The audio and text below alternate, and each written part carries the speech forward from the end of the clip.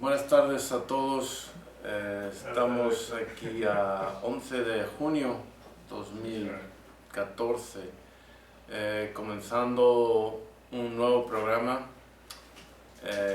que se va a titular o se titula Notas sobre América culpable.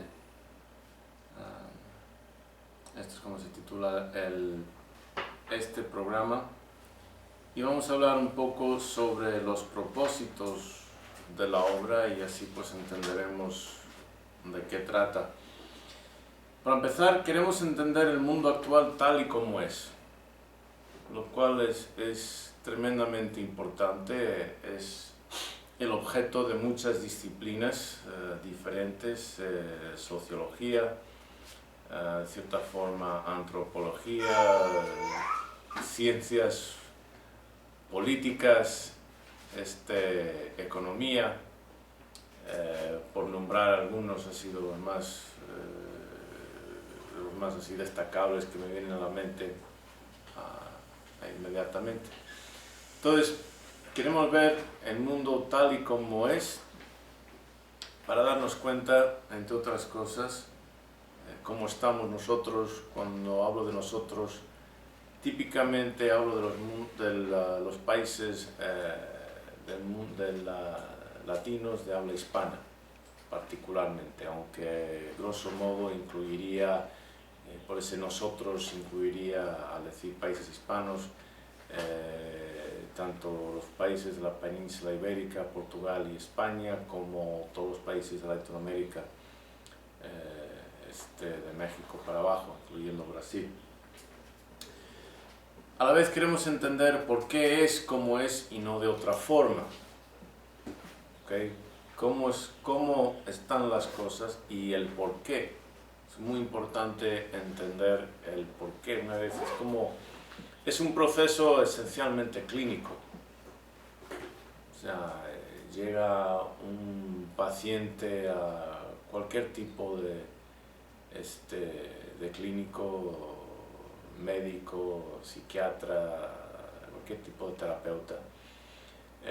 Y lo primero que quiere saber el médico es cómo está el paciente, cuál es su problema. O sea, queremos tener un análisis del estado actual. Después toma un historial, cuando empezaron a mostrarse los síntomas que se presentan ahora mismo.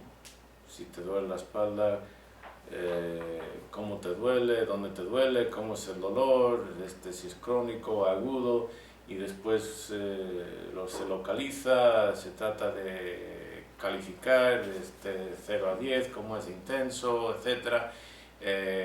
Cuándo duele más, cuándo son los movimientos que molestan más, menos, etcétera, etcétera.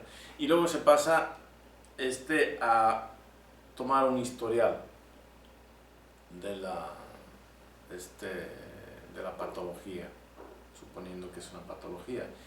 Y creo que no hace falta ser un mago de la economía o de las ciencias sociales para saber que el mundo latino, hispano, está en un estado patológico y ha estado en tal estado por lo menos durante los últimos 500 años, porque pues desde la conquista, el descubrimiento, entre comillas, conquista de las Américas, y de hecho historiadores de la península ibérica apuntan a la decadencia de España justo en su punto de mayor auge, pero bueno, ya hablaremos más de ello.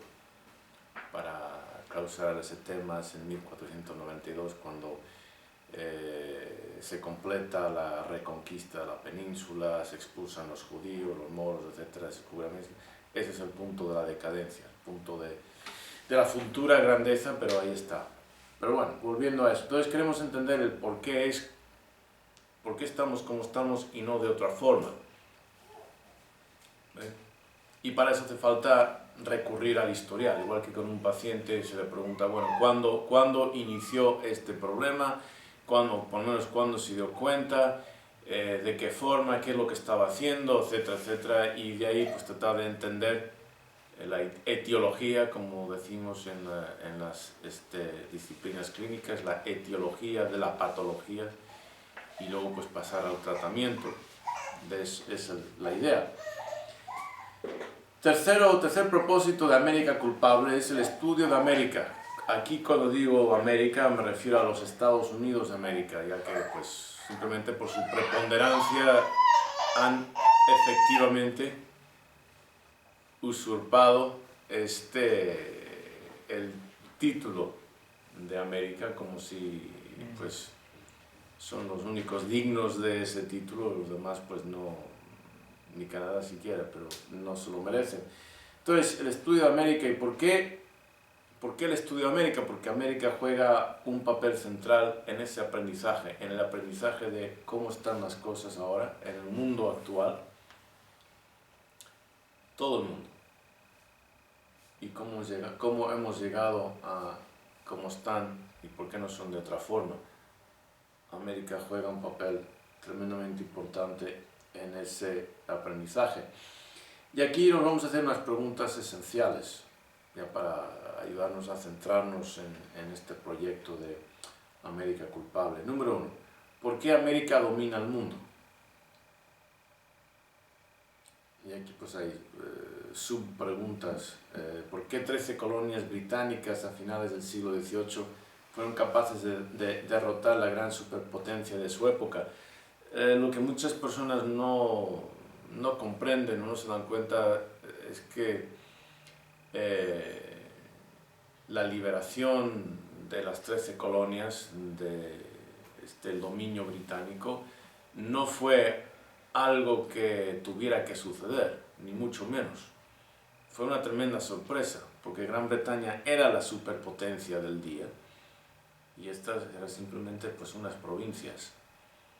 Entonces fue una tremenda sorpresa, pero es de gran importancia entender por qué, cuál era el mecanismo, cuáles eran los procesos, qué es lo que tenían esas 13 colonias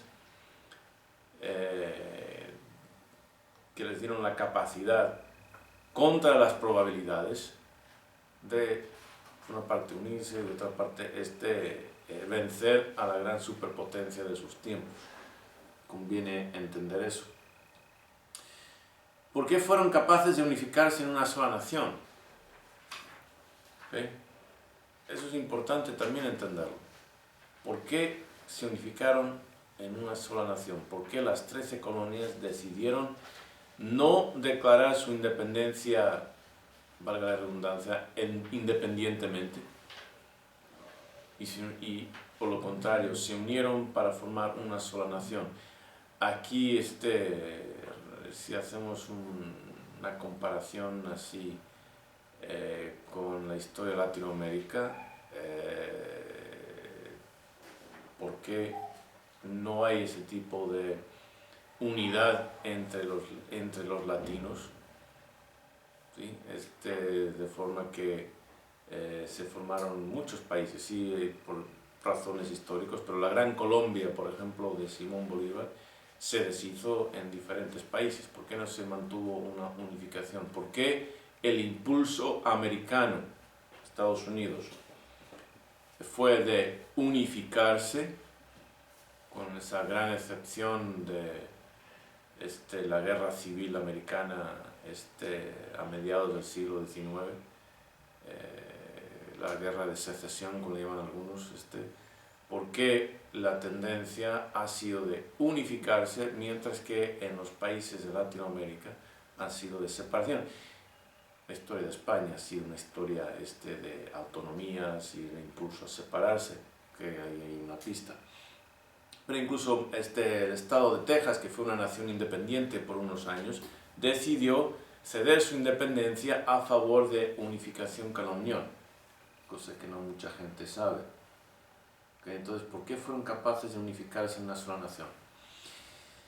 ¿Por qué América logra dominar naciones vecinas, tanto México como una variedad de pueblos indígenas, para extender sus fronteras? Estoy hablando de la América de Estados Unidos original, esas 13 colonias originales. ¿Por qué logran vencer a otras naciones, pueblos indígenas y quitarle a México más de la mitad de su territorio nacional. ¿Por qué? Para extender sus fronteras hasta la costa extrema del continente, aumentando varias veces su territorio nacional. O sea, empiezan en lo que es el litoral atlántico, ¿sí? Y en pocas décadas acaban extendiéndose hasta el otro litoral pacífico y arrebatando la mitad del territorio nacional de México. ¿Por qué? ¿Por qué logra dominar el Nuevo Mundo y convertirse en una potencia mundial poco más de un siglo después de su independencia, mientras que los demás países de las Américas, con la excepción del Canadá, permanecen atrasados en su desarrollo social y económico? ¿Por qué logra imponerse como país al resto de las Américas? ¿Por qué surge como la potencia en el Nuevo Mundo, dominando al resto de los países, sobre todo al sur de sus fronteras, de nuevo de México hasta el cono extremo de Latinoamérica? ¿Por qué? Y avanza en un poco más de un siglo, no era la superpotencia que soy, pero un poco más de un siglo después de su independencia de Gran Bretaña, ya se veía una potencia, ya se había convertido en una gran potencia mundial. No una superpotencia, pero definitivamente en una potencia. ¿Por qué? ¿Por qué los demás países, los países latinoamericanos permanecen atrasados? Más preguntas. ¿Qué había de particular en esas 13 pequeñas colonias recién declaradas en país que logran su independencia con el Tratado de París en 1783 y que en poco más de un siglo se convierte en una potencia mundial, mientras que el resto de los países americanos, sobre todo los latinoamericanos, nunca se destacan en comparación? O sea, más o menos una extensión de la pregunta anterior. ¿Por qué comienzan tan pequeños y logran ahora ser la gran superpotencia del mundo, y mientras tanto ninguno de los países latinoamericanos ha logrado destacarse? De hecho, todos los países latinoamericanos, sin excepciones, son de tercer mundo, en vías de desarrollo, en vías para un tren que nunca llega. Número 2. Categorías de preguntas. ¿Domina América al mundo? Uno podría preguntarse para empezar. ¿Domina Estados Unidos al mundo? Pues su condición de última y única superpotencia diría que sí. Y el que no, pues ha estado como el personaje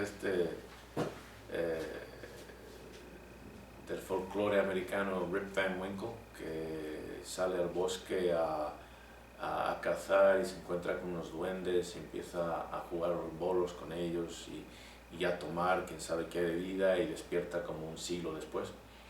Pues no has estado presente en el mundo si no te das cuenta de esto. La presencia del poderío militar alrededor del mundo. Estados Unidos tiene bases militares alrededor del mundo, sobre todo en lugares estratégicos. Eso es una indicación de su dominio. El poder socioeconómico y político de sus empresas transnacionales. Eso no hay que subvalorarlo, no hay que menospreciarlo, porque la política americana y el ejercicio del poder militar americano han sido uña y carne, una con la otra. Eso también hay que entenderlo. La importancia financiera de sus mercados y del dólar americano.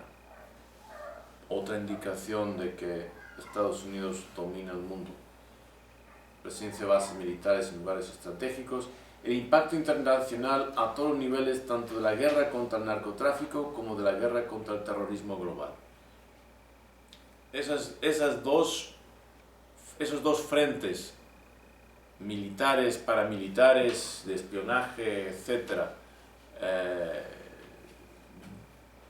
militares que manifiesta Estados Unidos a nivel global, es gracias a su dominio en el planeta.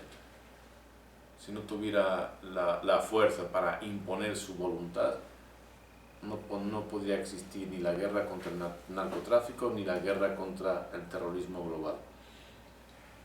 La predominancia del inglés como lenguaje internacional del comercio y de las ciencias.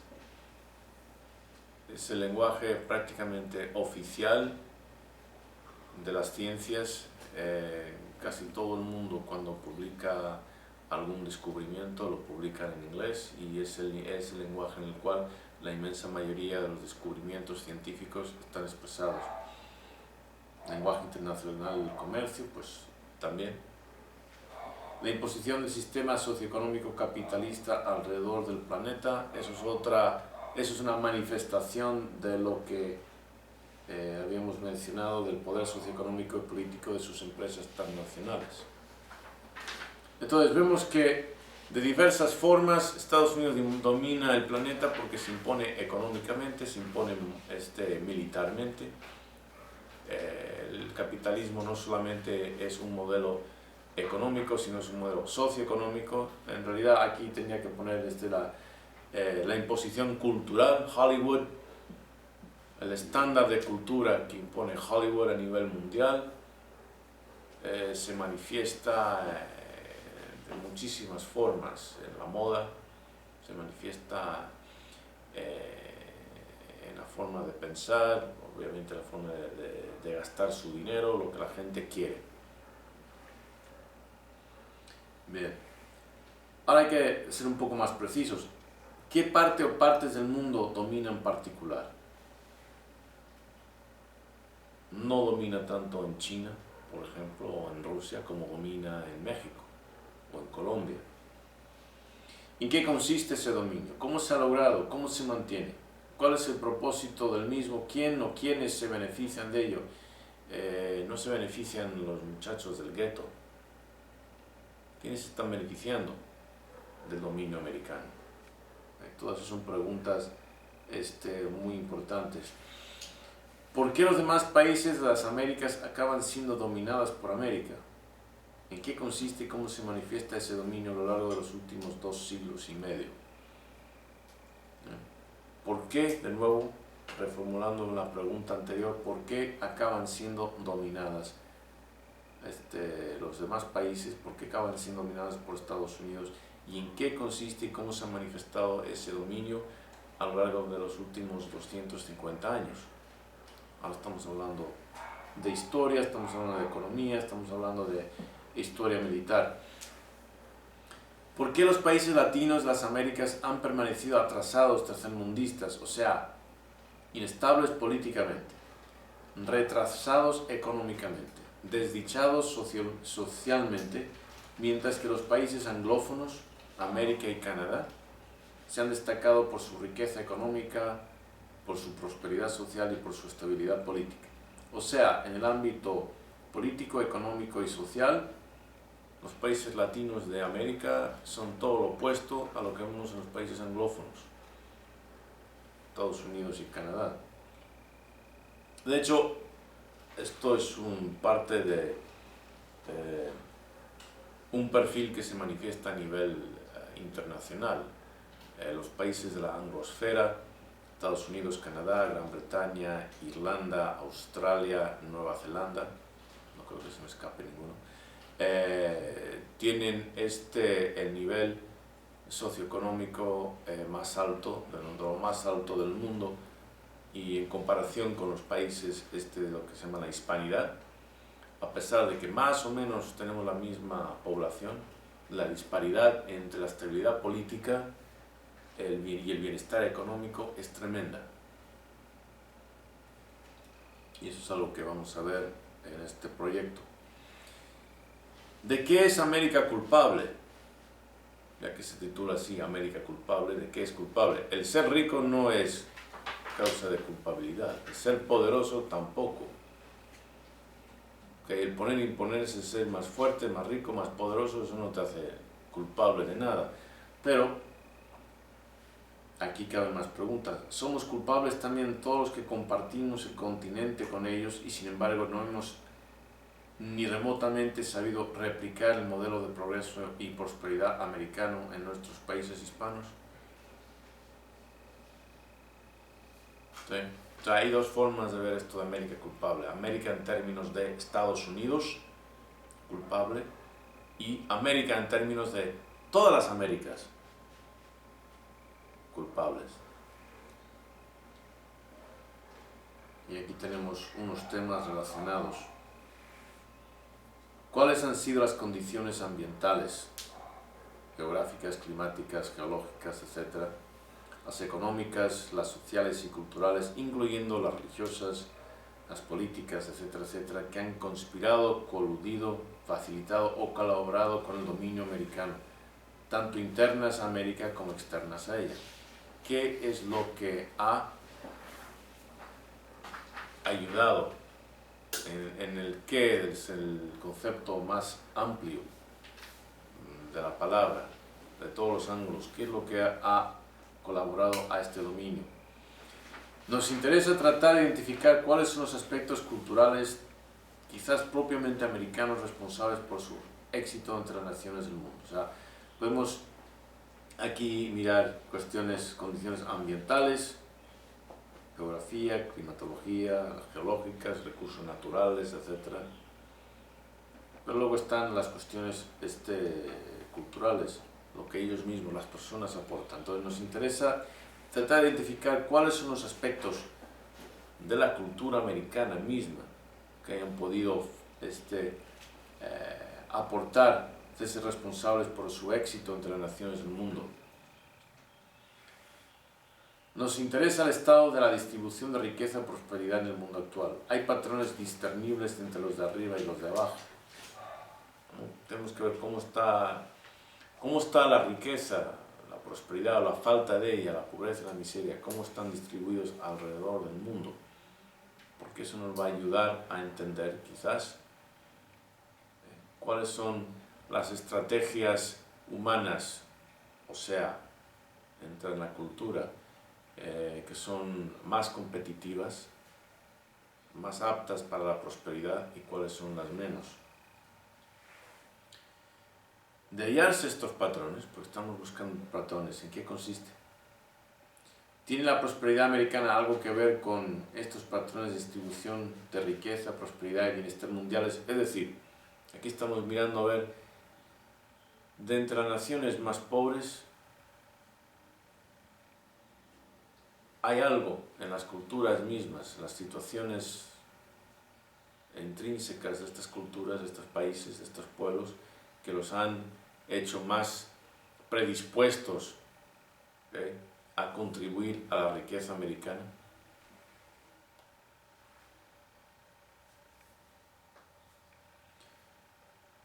¿Por qué es importante este estudio?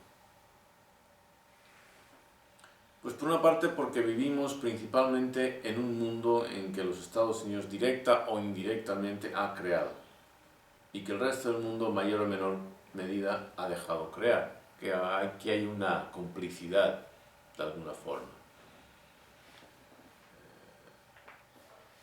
El mundo actual es en buena medida lo que Estados Unidos ha hecho de él, pero también es en buena medida lo que el resto del mundo ha permitido, ya sea voluntariamente o involuntariamente, por cuestiones que investigaremos, cuestiones de sus propias costumbres, pero ha permitido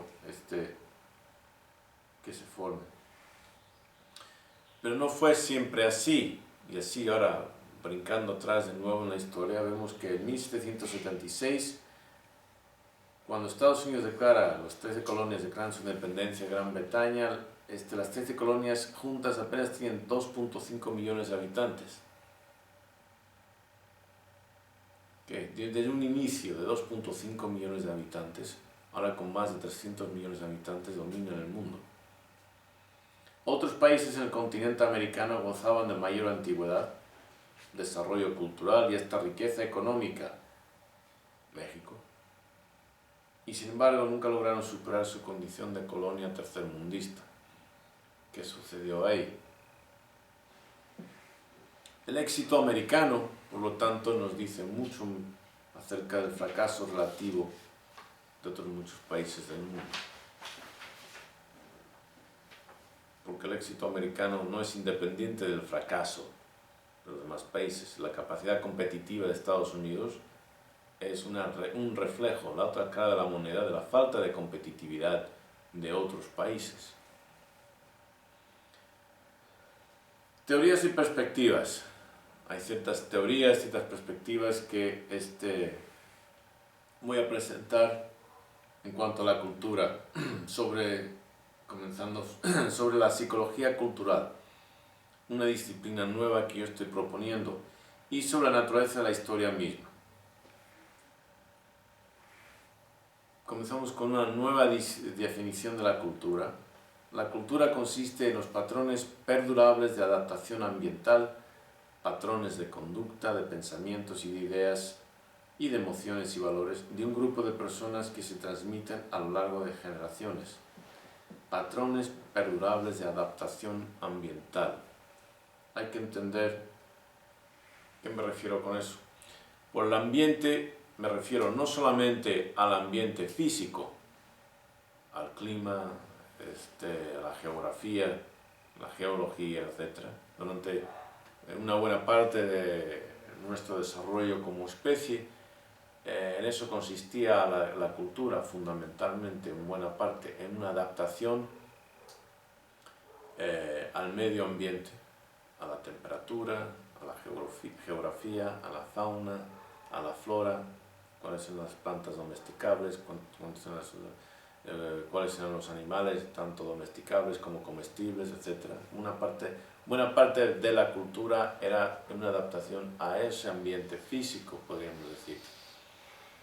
Pero luego, sobre todo a partir del descubrimiento de las Américas en 1492 y lo que se conoce como la era de exploración de los europeos de finales del siglo XV a finales del siglo XVI, a mediados, cuando Europa empieza a explorar y extenderse y se forman los grandes imperios europeos, en el que fundamentalmente Europa se divide el mundo. Ya el mayor aspecto de ese ambiente en el cual los seres humanos tienen que sobrevivir ya no es ambiental físico, ahora es ambiental socioeconómico. El ambiente cambia. Ahora tienen que competir no contra las fuerzas de la naturaleza, sino contra otras fuerzas culturales, con sus tecnologías, con sus armas, sus gérmenes, etc. Número 2. Patrones persisten a nivel individual, psicológico y biológico, a nivel social, político y económico, cultural, y esos patrones dominan el transcurso de la historia. De nuevo las preguntas: ¿por qué de todas las excolonias europeas del Nuevo Mundo solamente las anglosajonas, pero no todas, han logrado el estatus de primer mundo? Cuando digo no todas me refiero a Jamaica, por ejemplo, estas colonias del Caribe, pero las que son predominantemente europeas en su población, son de primer mundo. Las que no, son de tercer mundo. ¿Por qué todas las excolonias hispanas, españolas y portuguesas permanecen como tercer mundo? ¿Qué sucedió ahí? ¿Por qué Europa dominó y su cultura sigue dominando el mundo? Y aquí es donde entra nuestro estudio de la obra de Jared Diamond, de Armas, Gérmenes y Acero. Vamos a entender, vamos a ver ese modelo de lo que él tiene que aportar para comprender por qué la hegemonía europea con respecto a los demás países. Otra perspectiva o teoría es la naturaleza fractal de la cultura. Generalmente hablando, un fractal es una figura geométrica irregular en la que una pequeña parte muestra una similitud al todo que pertenece. Dicho de otra forma, en una cultura, instituciones, partes pequeñas, relativamente pequeñas de la cultura, instituciones como la institución, la educación, como la religión, las instituciones religiosas, como la familia, ¿okay? reflejan, manifiestan tremendas similitudes con la cultura en general y viceversa. O sea que hay una relación directa que se puede captar entre aspectos pequeños de la cultura y la cultura en agregado. ¿Sí? Entonces vemos una miniatura de la cultura en la familia, la vemos en los colegios, la vemos en las iglesias, las vemos en diferentes instituciones.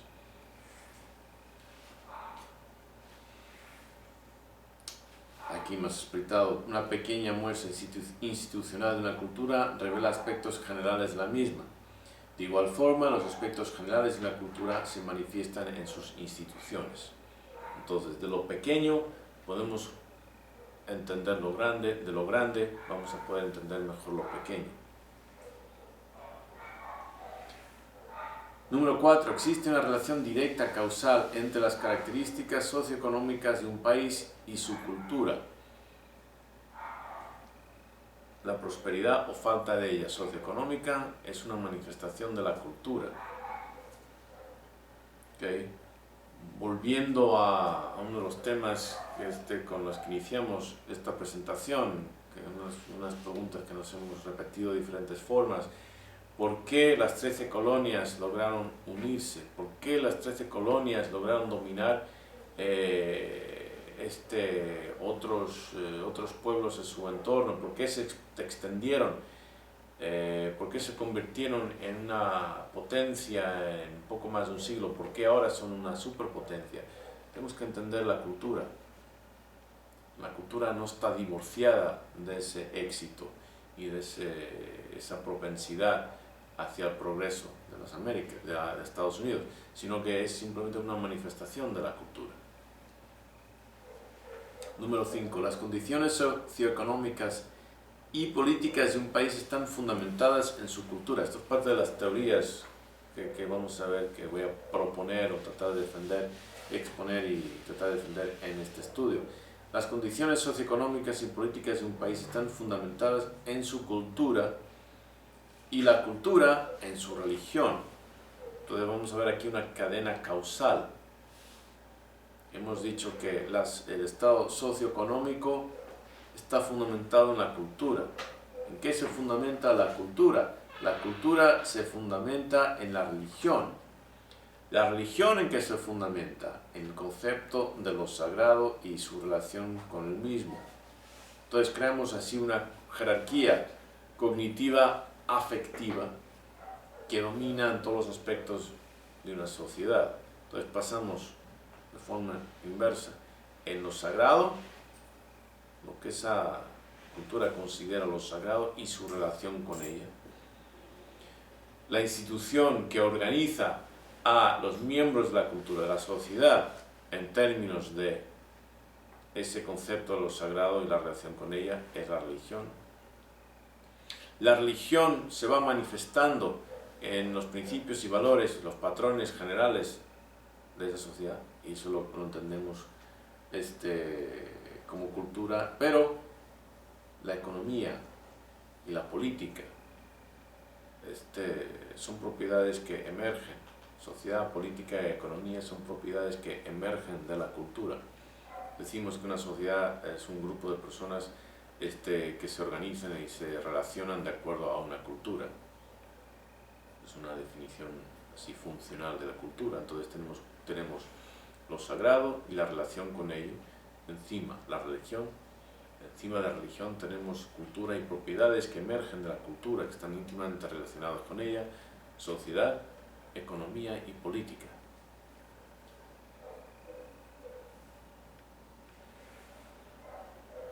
Aquí se desmenuza 5A, jerarquía cognitiva afectiva. Con cognitiva afectiva me refiero a cognitiva formas de pensar, afectiva formas de sentir, emociones.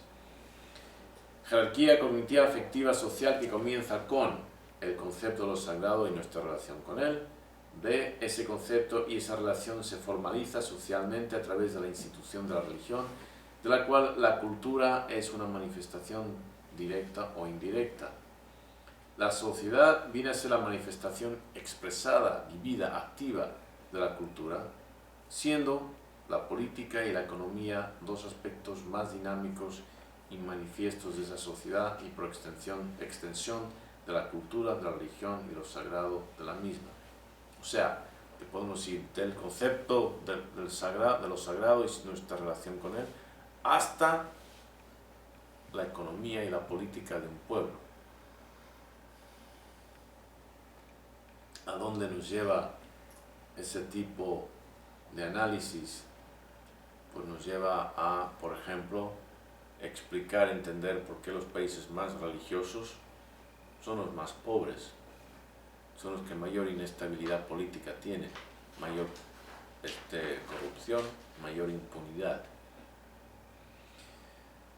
Para lograr cualquier cambio social, esto es un corolario, o sea, una extensión, una consecuencia, para lograr cualquier cambio social o económico perdurable hay que cambiar las raíces, el ADN, por decirlo de alguna forma, de la cultura misma, comenzando por el concepto de la relación con lo sagrado y la religión.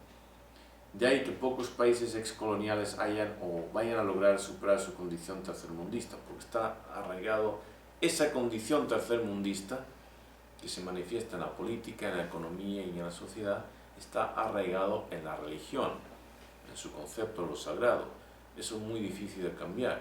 Y mientras que no se reconozca que ahí está el problema, y mientras que no se campañe activamente, agresivamente, radicalmente a cambiar ese problema, no puede haber prosperidad, no puede haber cambio socioeconómico, político en ese país. Y adelantándonos un poquito, si queremos entender la raíz del éxito americano, se puede comprender fácilmente entendiendo su concepto de lo sagrado y su relación con él en las 13 colonias. Y de ahí directamente podemos progresar para comprender por qué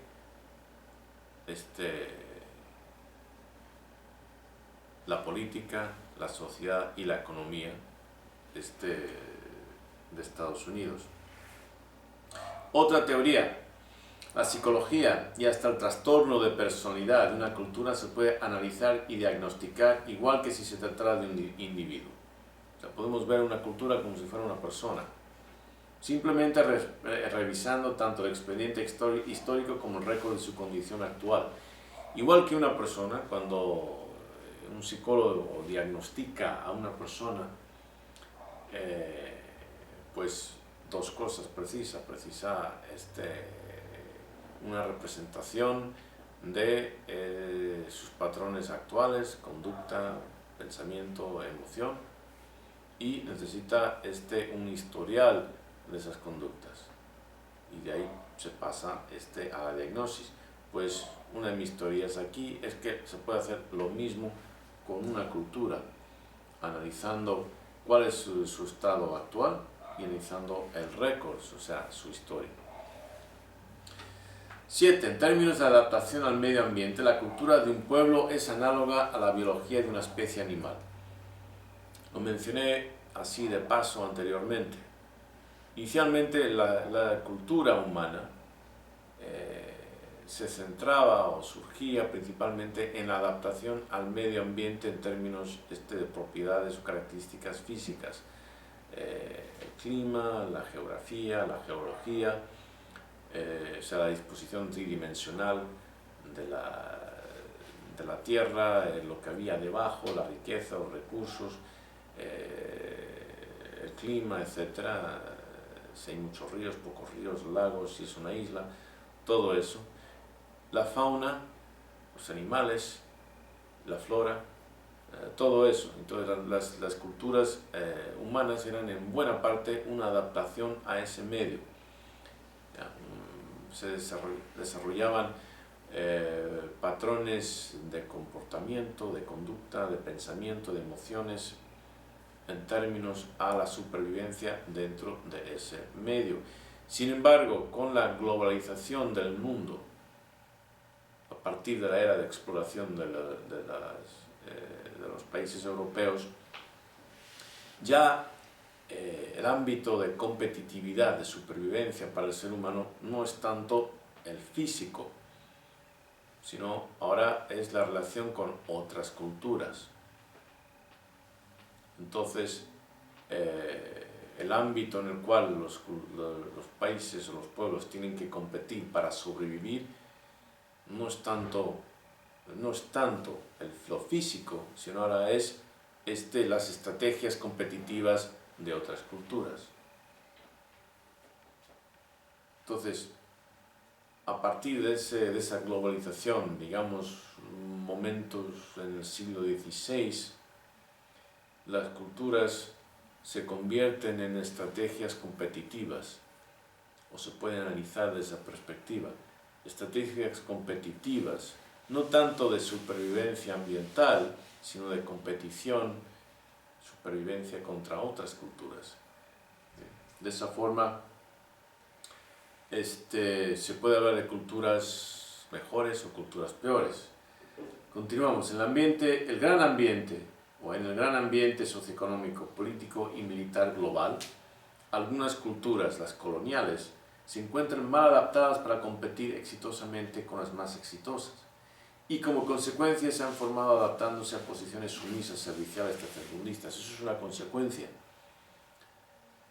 Si pueblos indígenas, antes de la colonización española, estaban perfectamente adaptados a su medio ambiente, vamos a suponer los Yanomamo en el Amazonas, por ejemplo, estaban perfectamente adaptadas y por lo tanto eran una cultura exitosa. Una vez que tienen que adaptarse, competir no ya en ese ambiente, sino ahora en el ambiente global, socioeconómico, político y militar del mundo, o sea, el europeo, que está impuesto por las culturas europeas. Entonces, esa cultura ya no es competitiva, ya no puede sobrevivir, es una cultura obsoleta. Y en muchos casos lo que sucede es que las culturas que fueron colonizadas no logran adaptarse a este nuevo ambiente europeo para ser competitivas con los europeos, sino que ahora se adaptan a la posición de sumisión, o sea, de países colonizados, crean una nueva cultura. Ya no es la cultura de sus ancestros indígenas, es una nueva cultura donde se adaptan a la falta de prosperidad, a la miseria, etcétera, propia de un país colonizado. No tienen el conocimiento, el hábito, los patrones necesarios para, como hicieron países como Estados Unidos, Australia, Nueva Zelanda, no tienen ese conocimiento, esos hábitos, esas costumbres, esos patrones para competir activamente, exitosamente con los europeos, así que se mantienen en esta posición de servidumbre a los europeos, lo que conocemos como tercermundismo. Entonces, continuando, repasando, en el gran ambiente socioeconómico, político y militar global, algunas culturas, las coloniales, se encuentran mal adaptadas para competir exitosamente con las demás y como consecuencia se han formado adaptándose a posiciones sumisas, serviciales, tercermundistas, mientras otras culturas más emprendedoras y que muestran un hábito de la lectura, por ejemplo, lectura analítica, un alto nivel de alfabetismo científico, un reducido, comparativamente hablando por lo menos, nivel de religiosidad, se han adaptado para ser especies dominantes en este ambiente. La cultura es la nueva especie en el mundo global. La cultura es la nueva especie. De forma que ya se pueden categorizar a las personas no biológicamente por raza, sino culturalmente, socioeconómicamente, competitivamente por cultura. Y el mercado global, el mundo globalizado, con las nuevas reglas o las nuevas características económicas, políticas, incluso militares, se forma un nuevo ambiente, y el nuevo ambiente tiene nichos, y algunos son los apex depredadores y otros están al fondo del escalafón ecológico. El tercer mundo está al fondo, donde el primer mundo vive gracias a la explotación de sus recursos y de su mano de obra barata, de la misma forma que los lobos viven de la explotación de los renos o de los alces o de los ciervos u otros animales. Número 8. En el transcurso de nuestra investigación trascenderemos fronteras geopolíticas, barreras disciplinarias, épocas históricas, tabúes sociales y religiosos, y emprenderemos una nueva forma de interpretar el pasado para analizar el presente y mejor comprender y quizás hasta predecir el futuro. Vamos a explorar en detalle docenas, más de 100 obras de estudio, libros, artículos, documentales sobre temas concernientes a nuestro proyecto, extrayendo de sus páginas sonidos e imágenes, datos, hechos, ideas, acontecimientos, patrones, modelos y teorías, todos relevantes al proyecto. A lo largo de este curso tomaremos el tiempo de investigar a fondo numerosas de esas fuentes. Entonces, una de esas fuentes, como sabemos, es el modelo histórico de Jared Diamond, Guns, Germs and Steel, Almas, Gérmenes y Acero. Uno de los muchos, porque hay mucho que investigar. Número 9. El propósito del proyecto no es solamente la creación de una obra teórica, sino de un sistema computacional que permita simulacros sociogeopolíticos del desarrollo de culturas y del avance de civilizaciones a lo largo de la historia. Lo que quiero decir aquí es que la idea es acompañar este proyecto con una herramienta que sirva para simulacros computacionales, de forma que se pueden hacer simulacros cambiando ciertos parámetros. Por ejemplo, si se cambiara la religiosidad, tanto en intensidad como la naturaleza de la religiosidad en un país como México, por ejemplo, ¿cómo sería su futuro? Podríamos predecir cómo en 10, 20, 30 años sería el futuro de este país. Y eso es una parte muy interesante, muy emocionante para mí, ya que un buen componente de mi formación profesional e intelectual ha sido como ingeniero de software. Número 10. Por último, responderemos a la acusación implícita de la culpabilidad de los Estados Unidos de América. ¿De qué es América culpable? Ya que se titula así la obra. Simplemente, de crímenes contra la humanidad a lo largo de su historia con el propósito de fomentar los intereses sociales y políticos de la cultura angloamericana, de tal forma que dicha criminalidad se ha convertido, o quizás siempre fue, la característica más determinante y más distintiva de su cultura. Claro, eso cabe hacerse, nos lleva a hacernos un par de preguntas de inmediato. Por ejemplo, ¿ha sido América el único país culpable de crímenes contra la humanidad? No. De hecho, la historia de Latinoamérica ha estado repleta, la historia moderna de Latinoamérica, repleta de crímenes contra la humanidad, crímenes contra indígenas, crímenes contra negros, mestizos, contra todas sus poblaciones socioeconómicas privadas, pero